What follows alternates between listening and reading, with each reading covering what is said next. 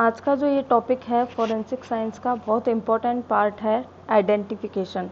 Exam में generally इससे 5 to 10 marks का कोई एक क्वेश्चन पूछा जाएगा। ये एक टॉपिक है आइडेंटिफिकेशन। इसके अंदर हम कई सारे सब टॉपिक पढ़ेंगे। बहुत लेंदी टॉपिक है ये और मैं कोशिश करूँगी इसको आज की क्लास में कंप्लीट करवाने की।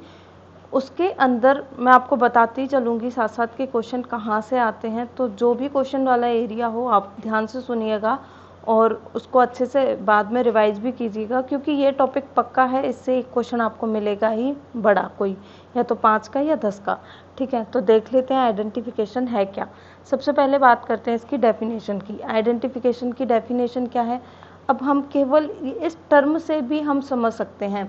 आइडेंटिफिकेशन का मतलब अगर हम लोकली समझना चाहें तो क्या होगा कि हम किसी की पहचान कर रहे हैं। ठीक है, तो वही हम इसके अंदर करने वाले हैं। Identification is the determination of the individuality of a person based on a certain physical characteristic. कोई भी पर्सन है उसका हमें आइडेंटिफिकेशन करना है उसके फिजिकल कैरेक्टर के बेस पे।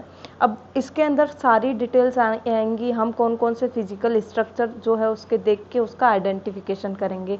लेकिन उससे पहले मैं आपको बता दूं कि हमें फोरेंसिक साइंस के अंदर आइडेंटिफिकेशन की ज़रूरत पड़ी कहाँ।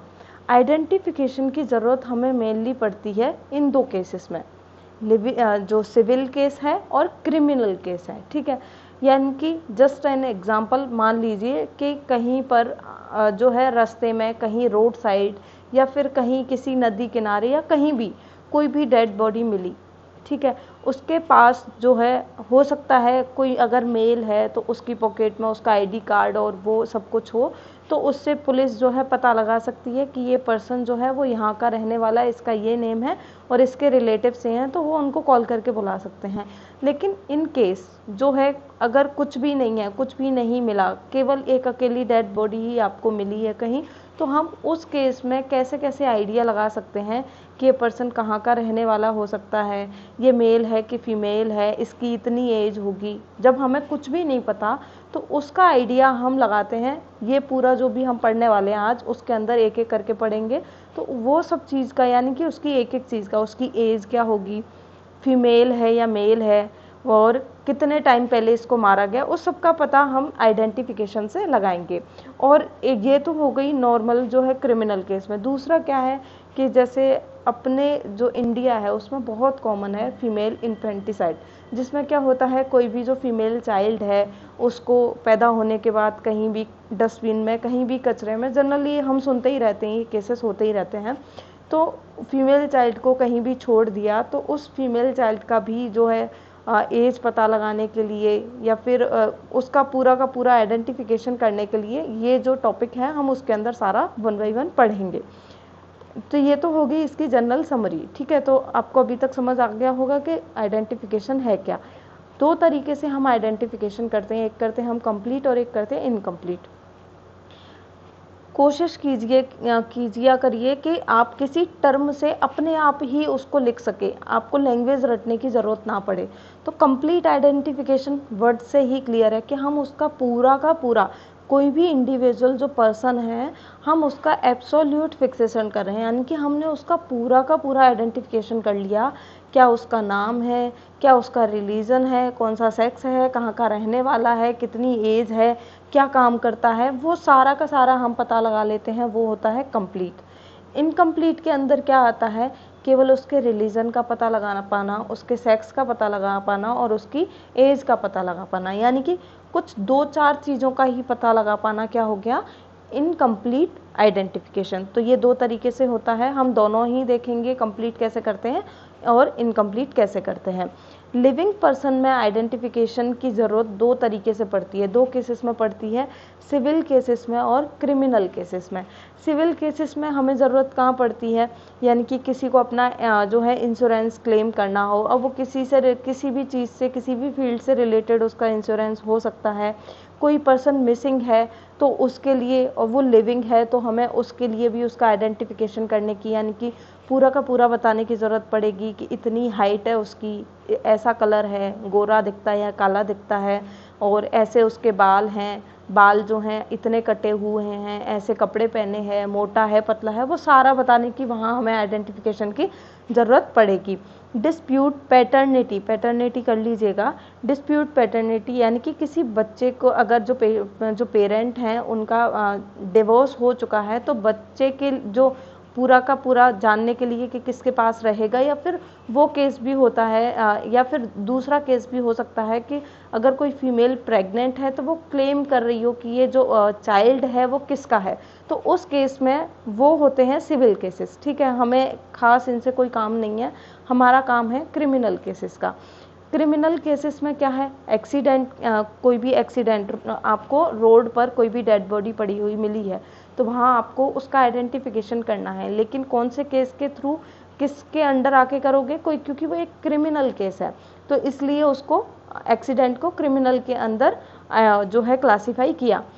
किसी का रेप हुआ है या किसी का मर्डर हुआ है, उसके लिए भी हमें पूरा का पूरा आइडेंटिफिकेशन की ज़रूरत होगी कि इस फलाने फलाने पर्सन का मर्डर हुआ है, और कैसे किसी ने अगर देखा हो, कोई विटनेस हो, तो वो पूरा का पूरा बताएगा कि इसका जो मर्डर करने वाला पर्सन है वो ऐसा दिखाई देता है, इतने बजे आया था, वो सारा का सारा, वो इतना डिटेल में नहीं जा रहे, बस आपको कुछ कुछ केसेस याद रखने हैं कि क्रिमिनल केस कौन से होंगे और सिविल केस कौन से होंगे। फोर्थ आता है क्रिमिनल अबॉर्शन। क्रिमिनली जो है अबॉर्ट कर दिया, किसी फीमेल का जो चाइल्ड है उसको अबॉर्ट या तो खुद फीमेल ने कर लिया या किसी पर्सन ने करा दिया, तो वो सारा हम, ये जो मैंने यहाँ पे आपको बता हैं, ये हमारे बड़े बड़े टॉपिक हैं, रेप का भी और अबॉर्शन का भी, वहाँ पर डिटेल में हम इनकी बात करेंगे। तो ये तो हमने बात की कि लिविंग पर्सन में हमें कहाँ कहाँ ज़रूरत होती है आइडेंटिफिकेशन की। डेड पीपल में हमें आइडेंटिफिकेशन की किस तरीके से ज़रूरत होती है, in case of fire, explosion and accident. कहीं भी आग लग गई, जैसे मान लो किसी बिल्डिंग में, बहुत बड़ी बिल्डिंग है 25-26 मंजिल की, उसके अंदर आग लग गई, तो वहाँ हमें पता लगाना है कि ये जो पर्सन है इसका आइडेंटिफिकेशन, यानी कि वही सारी चीज़ें, क्या नेम है, कहाँ का रहने वाला है, वही आएगा सारा आइडेंटिफिकेशन के अंदर। तो वो डेड पीपल में हमें इन केसेस में ज़रूरत पड़ती है आइडेंटिफिकेशन की। In case of decomposed body, मान लीजिए रास्ते में या कहीं किसी एरिया में बहुत टाइम पुरानी कोई डेड बॉडी पड़ी है, तो उसका आइडेंटिफिकेशन करने के लिए भी जो है वो भी क्या हो गया, डेड बॉडी का आइडेंटिफिकेशन हो गया। When unknown dead body is found on the road, railway compartment और वाटर, यानी कि किसी पानी में डूबी हुई मिली है आपको बॉडी, या फिर कहीं रोड पर आपको कोई अननोन बॉडी मिली है, या रेलवे, जनरली लोग जो है रेलवे के सामने आके रेलवे ट्रैक पे भी सुसाइड करते हैं कई लोग, तो वहाँ उन केसेस में हमें डेड बॉडी का आइडेंटिफिकेशन करने की ज़रूरत पड़ती है। तो ये आप दोनों के लिए याद रखिएगा कि हम कौन कौन से केस में लिविंग पर्सन का और कौन से केसेस में डेड पीपल का हम आइडेंटिफिकेशन कर रहे हैं। फिर एक टर्म आती है कॉर्पस डेलिक्टाई। ये क्या होती है, इसका बस आपको एक लाइन में मतलब याद रखना है, इतनी रामायण पढ़ने की आपको ज़रूरत नहीं है। कॉर्पस डेलिक्टाई का मतलब क्या होता है, बॉडी ऑफ ऑफेंस, यानी कि कोई भी डेड बॉडी है, उसकी डेथ, उसको किसी ऑफेंस के थ्रू मारा गया है, यानी कि या तो उसका मर्डर हुआ है, या उसका रेप हुआ है, या उसका एक्सीडेंट हुआ है, किसी भी ऑफेंस, किसी अपराध के कारण समझिएगा, किसी अपराध के कारण अगर किसी बॉडी की डेथ हुई है तो हम उस बॉडी को क्या टर्म देते हैं, वो है कॉर्पस डेलिक्टी। एक मिनट रुकिएगा।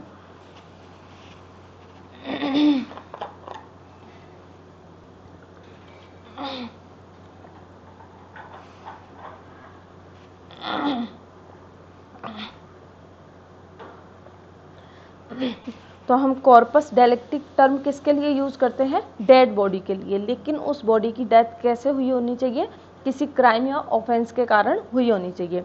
तो आप केवल इतना सा ही मतलब याद रखिएगा, इसका 2 नंबर के अंदर इसका क्वेश्चन पूछ सकते हैं, कभी पूछा नहीं है लेकिन पता होना चाहिए आपको।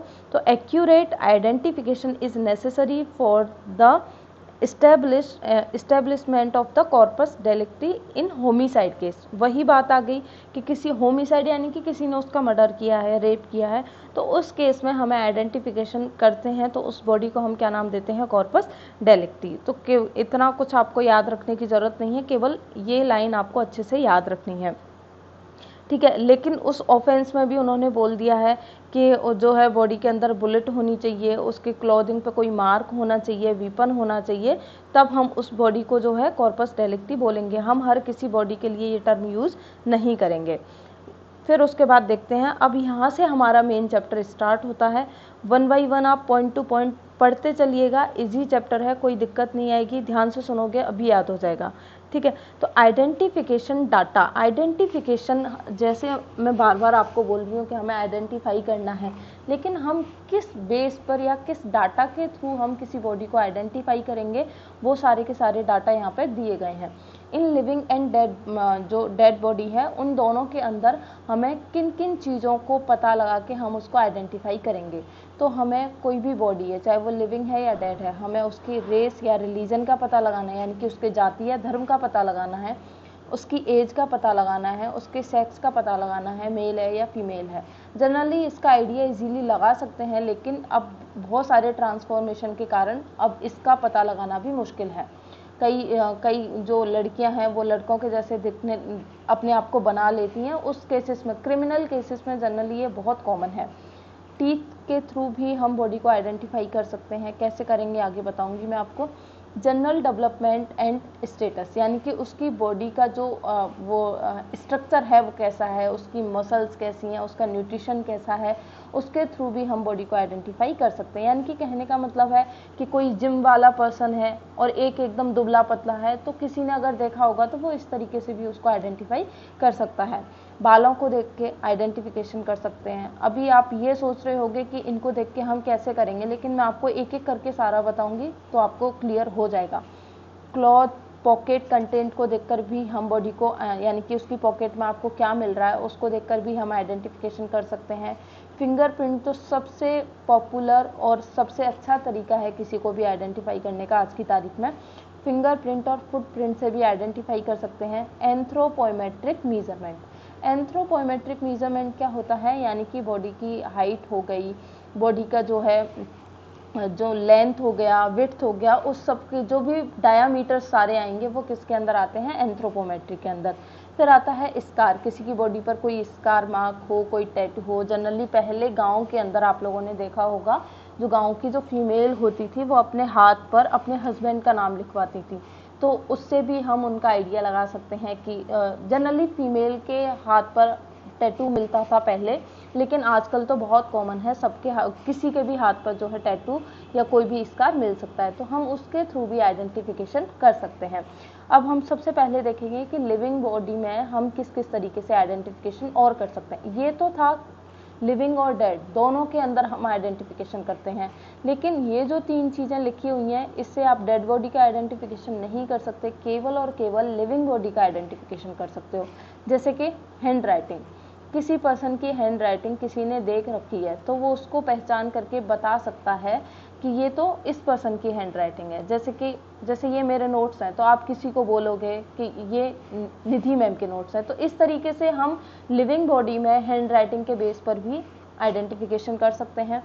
स्पीच या वॉइस, किसी की आवाज़ को पहचान कर भी आइडेंटिफिकेशन कर सकते हैं, यानी कि कोई वीडियो या ऑडियो कोई सुन रहा है तो आवाज़ को पहचान सकता है वो कि ये आवाज़ तो इस पर्सन की है। किसी की जो गेट, चाल को देख करके उसकी चाल ढाल क्या है, यानी कि मान लीजिए कोई मेल है, मेल कोई बुर्का पहन के आ जाए आपके सामने, तो अगर किसी ने उसको पहले से चलते हुए या उसके हाव भाव को देख रखा होगा तो दूसरा बंदा उसको नोटिस कर सकता है कि ये तो फलाना आदमी हो सकता है। उसका मैनर और उसकी हैबिट को देख करके हम लिविंग बॉडी में आइडेंटिफिकेशन कर सकते हैं। अब सबसे पहला पॉइंट हम पढ़ रहे हैं, हमारा जो हमने यहाँ पर देखा था वो है रेस या जाति। यदि कोई, अब थोड़ा ध्यान से सुनिएगा, इजी है इसलिए थोड़ा स्पीड में भी चलूंगी मैं क्योंकि टॉपिक भी बड़ा है काफ़ी। अगर आपको कहीं कुछ समझ में ना आए मुझे वहीं रोक दीजिएगा, मैं पहले आपको समझा दूंगी, ठीक है। यदि कोई अननोन या unclaimed body road, street, water या रेलवे पे मिलती है, कहीं भी इन जगह में से कहीं भी, चाहे रेलवे मिल गई, किसी रास्ते पे पड़ी मिल गई, या पानी के अंदर जो है मरी हुई तैरती हुई कहीं भी मिल जाती है, तो उसकी पहले हमें उसकी जाति का पता लगाना है, यानी कि किस धर्म से ये बिलोंग करता है, हिंदू है, मुस्लिम है, इंडियन है या फिर कोई यूरोपियन है या निग्रो है। तो हम उसका आइडेंटिफिकेशन इन बेस पे करेंगे जो आपके सामने चार चीज़ें लिखी हुई हैं: क्लोथिंग, कॉम्प्लेक्शन, हेयर और स्कल। अब देखिए क्लोथिंग से हम किस तरीके से आइडेंटिफाई कर सकते हैं।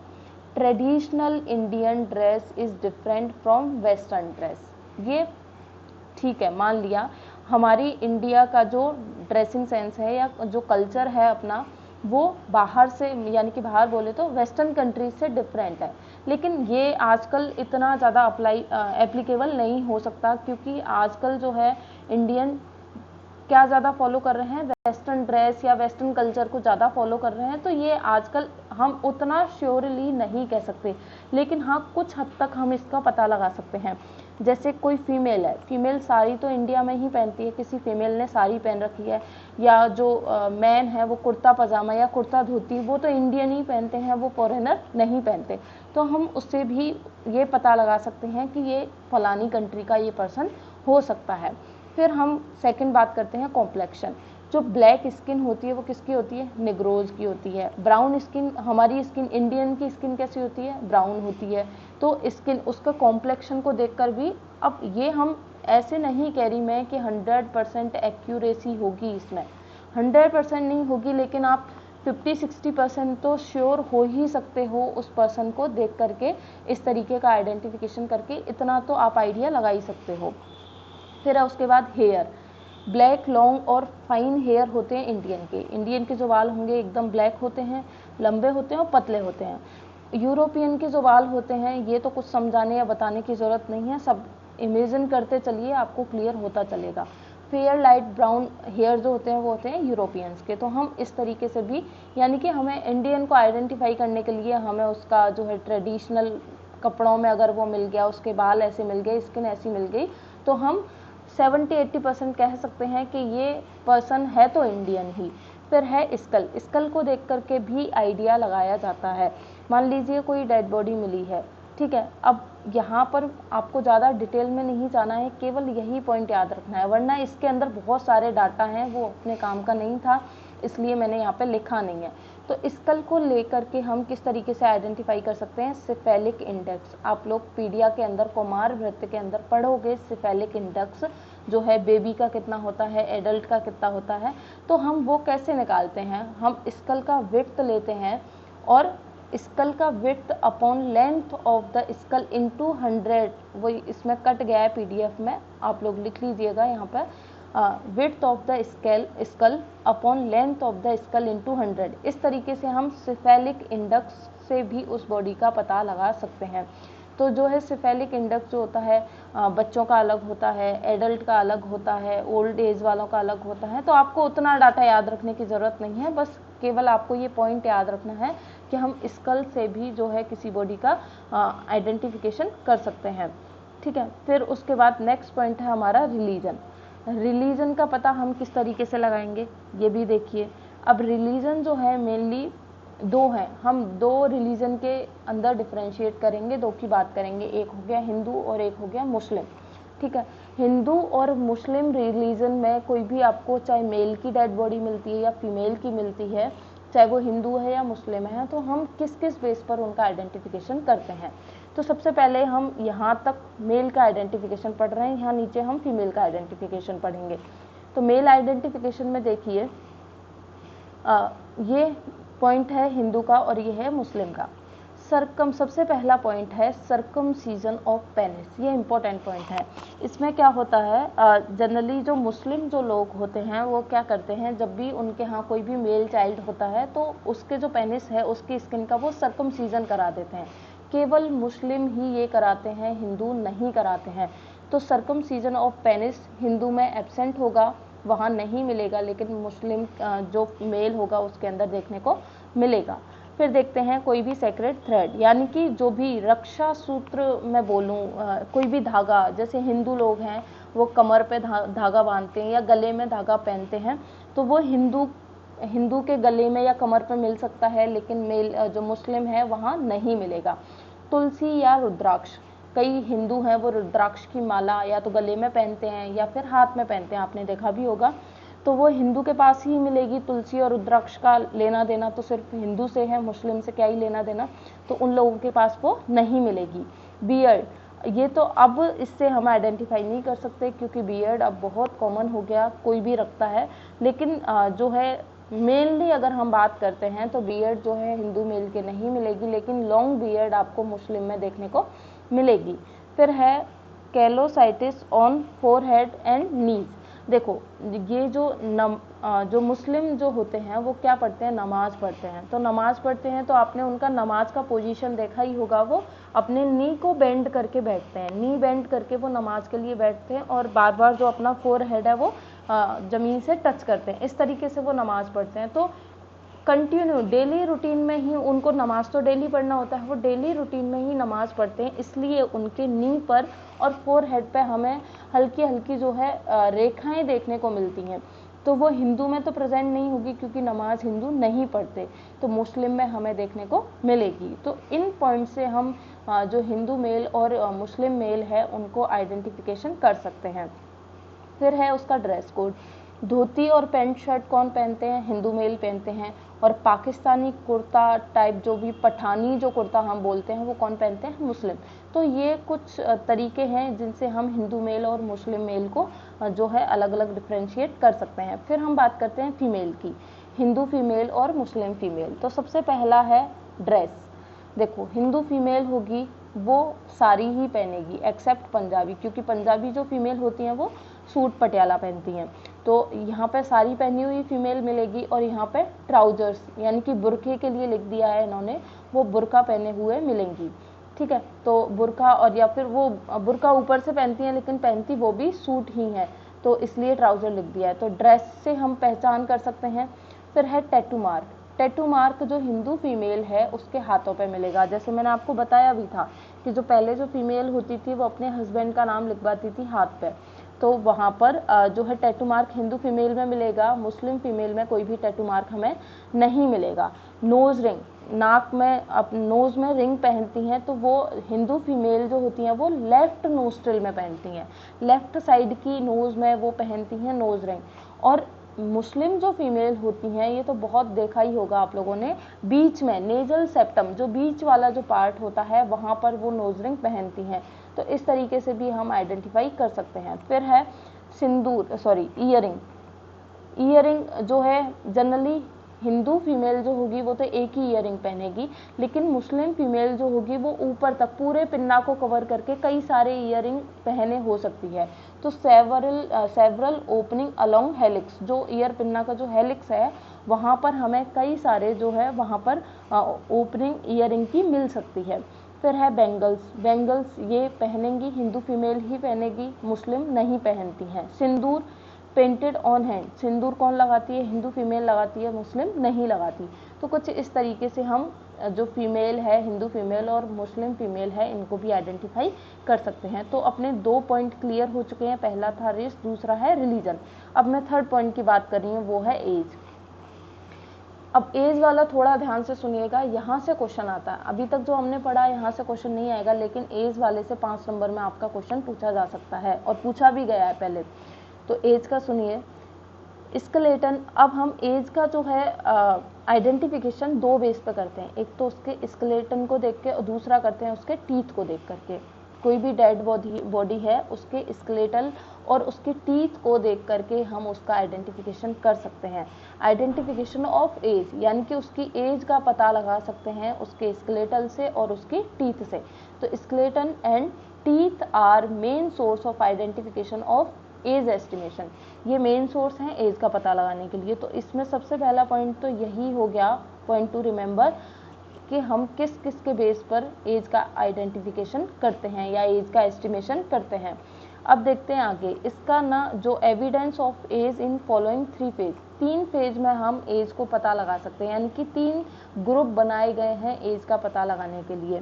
पहला ग्रुप या जो है देखिए, the foetus and newborn infant. तो पहला तो फर्स्ट तो फेज ये हो गया। सेकेंड फेज है children and young adult upper 25 years, ठीक है।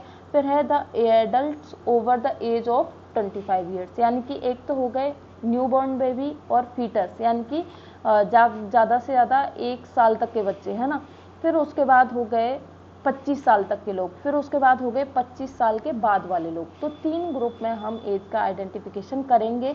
तीनों में ही कुछ मेथड तो सेम होंगे आइडेंटिफिकेशन के, एज का पता लगाने के, और कुछ मेथड जो होते हैं वो डिफरेंट होंगे। यानी कि कुछ मेथड केवल जो है, कुछ मेथड से केवल फीटस का ही हम एज का पता लगा सकते हैं, कुछ मेथड से केवल हम ओल्ड एज वाले लोगों का पता लगा सकते हैं। तो इस तरीके से आगे अब 1 बाय 1 आप मेथड देखिएगा, ठीक है। तो उससे पहले हम पढ़ते हैं इसका मेडिको लीगल इम्पोर्टेंस। इम्पोर्टेंट है, एग्जाम में पूछा जाता है कि हम जो एज का पता लगा रहे हैं उसका मेडिको लीगली क्या इम्पोर्टेंस है, यानी कि वो हमें जो है न्याय में कहाँ काम आने वाला है, या फिर हम उसकी एज से किन किन चीज़ों का पता लगा सकते हैं, हमें क्या क्या हम उनके लिए रूल बना सकते हैं। कई सारी चीज़ें होती हैं मेडिको लीगली में, तो बहुत कुछ आता है। तो 1 बाय 1 हम देखते हैं। सबसे पहले 20 वीक ऑफ प्रेगनेंसी। अगर कोई फीमेल प्रेग्नेंट है और उसकी प्रेगनेंसी को 20 वीक हो चुके हैं, ठीक है, तो 20 week of pregnancy maximum month for जो है इन्फिकेशन ऑफ एमटीपी, यानी कि किसी फीमेल को एमटीपी करानी है, मेडिकल टर्मिनेशन ऑफ प्रेगनेंसी, यानी कि जो लीगल अबॉर्शन मैं बोलूँ, लीगल अबॉर्शन अगर किसी को करवाना है तो वो केवल और केवल 20 वीक से पहले पहले करा सकती है, उसके बाद नहीं करा सकती।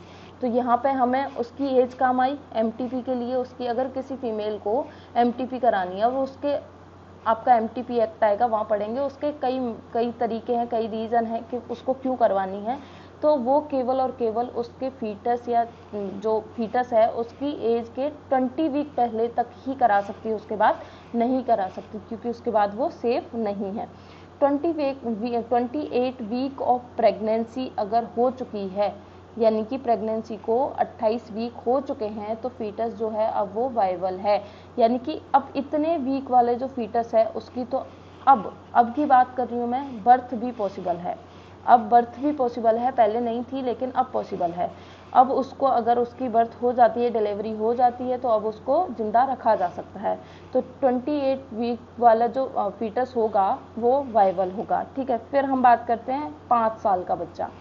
जो 5 साल का जो बच्चा होगा उसके लिए उसकी मेडिको लीगल क्या इंपॉर्टेंस है, उसकी इंपॉर्टेंस ये है कि अगर मान लीजिए जो 5 साल का जो बच्चा है उसके पेरेंट का डिवोर्स हो गया, अब पेरेंट जो है आपस में फाइट कर रहे हैं उस बच्चे की कस्टडी के लिए, तो हमेशा अगर बच्चा 5 साल का है या उससे छोटा है तो उसकी कस्टडी हमेशा उसकी मदर को ही दी जाएगी। हमेशा याद रखिएगा, custody of minor who is below 5 years is with mother. कोई भी केस हो, कैसा भी हो, उनके डिवोर्स किसी भी वजह से हो रहा हो, लेकिन अगर बच्चा 5 साल से छोटा है या 5 साल का है तो उसकी कस्टडी हमेशा उसकी माँ को ही मिलेगी। फिर बात करते हैं 7 साल का बच्चा। Below this age child is not responsible for his criminal act, यानी कि 7 साल का बच्चा या 7 साल से कम की एज में मान लो बच्चे से कुछ भी हो गया, कोई भी हो गया, जैसे मान लीजिए घर के अंदर ही हो गया, जैसे नाइफ पड़ा है, बच्चे ने चाकू उठाया, गलती से किसी में दे दिया, उसके लग गई, इंजरी हो गई या डेथ हो गई, कुछ भी हो गया, डेथ तो नहीं हो सकती पर इन केस किसी भी वजह से हो गई, तो वहाँ पर वो बच्चा रिस्पॉन्सिबल नहीं है उस क्रिमिनल एक्ट के लिए। फिर है 7 to 12 ईयर्स। अगर 7 से 12 साल का जो बच्चा है तो फिर उसके लिए क्या बोला है, उसके लिए थोड़ा ध्यान से सुनना। क्रिमिनल रेस्पॉन्सिबिलिटी क्या होगी उसके लिए, अ चाइल्ड मे और may not be hold responsible for his act by the court. अब यहाँ पर कोर्ट पूरा का पूरा उसकी जांच पड़ताल करेगा, केस को उसके द्वारा जो एक्ट किया गया है उसको देख करके कोर्ट डिसाइड करेगा कि हाँ पे बच्चा रिस्पॉन्सिबल था या नहीं। लेकिन 7 साल से कम वाले के लिए तो उसने डायरेक्टली कोर्ट ने बोल रखा है कि वो अपने क्रिमिनल एक्ट के लिए रिस्पॉन्सिबल नहीं होगा। लेकिन अगर 7 से 12 साल का है तो वहाँ पर कोर्ट डिसाइड करेगा कि रिस्पॉन्सिबल है या नहीं। फिर हम बात करते हैं 12 साल का बच्चा। A child above this age can give valid consent for examination. 12 साल का या 12 साल से ज़्यादा एज का जो बच्चा है वो अपना कंसेंट दे सकता है एग्जामिनेशन के लिए। फॉर एग्जांपल मान लीजिए 12 साल का बच्चा हमारे पास ही आया, डॉक्टर के पास दिखाने आया, तो वो अपनी सारी कंप्लेंट अपने आप बता सकता है कि मुझे पेट में दर्द हो रहा है, मुझे फीवर हो रहा है, जस्ट एन एग्जांपल। यानी कि वो सारी की सारी बातें बताने में, यानी कि उसमें अब थोड़ी समझ आ गई है, वो बताने में कैपेबल है, वो बता सकता है, वो अपना कंसेंट दे सकता है। फिर है 14 ईयर, 14 साल का जो बच्चा होगा उसके लिए एम्प्लॉयमेंट की बात की गई है। Child under the age 14 can work on non hazardous industries, यानी कि 14 साल का जो बच्चा होगा, उस 14 साल या 14 साल से ज़्यादा के बच्चे कोई भी नॉन हैजार्डस यानी कि जिन इंडस्ट्री में खतरा ना हो ऐसी जगह वो काम कर सकते हैं। यानी कि माइन वगैरह में काम नहीं करना कि कोयले की खदानों में काम कर रहे हैं या फिर कोई गहरी गहरी जो माइन है जहाँ पे बच्चों को खतरा हो सकता है, सिलिकोसिस या एस्बेस्टोसिस, कोई भी डिजीज़ डेवलप हो सकती है, वहाँ पे उनको काम नहीं करना है, वरना जनरली बच्चे काम कर सकते हैं। फिर है 15 ईयर, 15 साल का जो बच्चा होगा उसके लिए क्या बात बोली गई है, sexual intercourse even the wife below this age is rape. Important क्या है, पहले बाल विवाह हुआ करते थे, आज भी होते हैं कई कई जगह, तो वहाँ पर क्या बोला है कि मान लीजिए किसी की शादी हो गई, बाल विवाह कर दिया 18 से कम की एज में, तो भले ही वो उसकी वाइफ हो लेकिन उसकी एज अगर 15 साल है या उससे कम है तो वो खुद की वाइफ के साथ भी सेक्सुअल इंटरकोर्स भी रेप ही माना जाएगा, ये पॉइंट याद रखिएगा। फिर उसके बाद है 16 साल का बच्चा, टॉकिंग अवे नहीं है टेकिंग अवे। 16 साल के बच्चे को कोई भी मेल जो है 16 साल का बच्चा है उसको under this age without his parent consent kidnapping, यानी कि मान लीजिए कोई थर्ड पर्सन है, वो उसके बच्चे के माँ बाप से बिना पूछे ही उसको कहीं ले गया, तो वो क्या बोला जाएगा उसके लिए, किडनैपिंग। अगर यानी कि बच्चे को कहीं ले जाने के लिए, कहीं चाहे मार्केट ले जा रहे हो, कहीं घुमाने ले जा रहे हो, स्कूल ले जा रहे हो, कहीं भी ले जा रहे हो, तो उसके पेरेंट का कंसेंट ज़रूरी है। अगर इस एज से कम वाले बच्चों को उनके पेरेंट्स के बिना कंसेंट के ही आप कहीं ले जाते हो तो उसको हम किडनैपिंग बोलेंगे। फिर है 17 साल का बच्चा, जो 17 साल के जो बच्चे होंगे जिसको हम सब ने फेस किया है, admission in medical college, NEET के लिए जो एज है वो गवर्नमेंट ने क्या बोला है, जो 17 साल का होगा केवल वही नीट दे सकता है, यानी कि उसी का मेडिकल कॉलेज में एडमिशन हो सकता है, तो ये भी आपको याद रखना है। तो कुछ कुछ पॉइंट हैं, क्या मेडिको लीगल इसकी इंपॉर्टेंस है एज की, वो आप इतने 10 पॉइंट हैं, आपको जितने भी याद रह जाएं या सारे हो जाएं तो वेल एंड गुड, या जितने हो जाएं उतने याद रखने की कोशिश कीजिएगा, ठीक है।